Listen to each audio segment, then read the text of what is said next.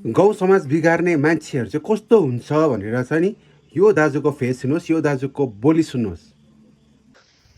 नमस्ते बुढीमाहरू। तिहार सक्यो नि होइन, तिहार सक्यो। अब त बुढो जान्छ होला, घर बस्दैन नि पक्का। अब त मलाई नि खोज्ने होला नि होइन।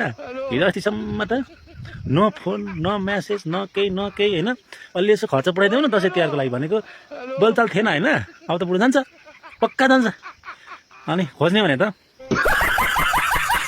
मलाई चाहिँ यो भिडियो ट्याक्कै मन परेन। तपाईँहरूले जेसुको हुनुहोस्, मलाई चाहिँ ट्याक्कै मन परेन यो भिडियो। यसरी यो दाजुले बोल्नु हुँदैन।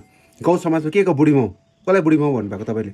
भाउजूहरू हुन्छ, तपाईँको काकीहरू हुन्छ, दिदी हुन्छ, बहिनी हुन्छ, के को बुढी माउ, कसलाई भन्नुभएको बुढी माउ? त्यसरी बुढी माउ भन्नु पाउनुहुन्छ तपाईँले? तपाईँले त अरूको बुढीको पैसामा खानु हुँदो रहेछ त। तपाईँलाई लाज लाग्दैन यत्रो मरद भएर? तपाईँले काम गरी खान सक्दैन? तपाईँको हातखुट्टा लागिरहेको रहेछ त। कि त्यो अपाङ्ग त होइन त तपाईँ? तपाईँ त अर्काको बुढीहरूलाई पो फोन गरिहिँदो रहेछ त, मलाई पैसा चाहियो, मलाई पैसा चाहियो भने। के ठिक हो? तपाईँको लागि ठिक लाग्यो हो? के तपाईँले गर्नुभएको काम यो सही हो?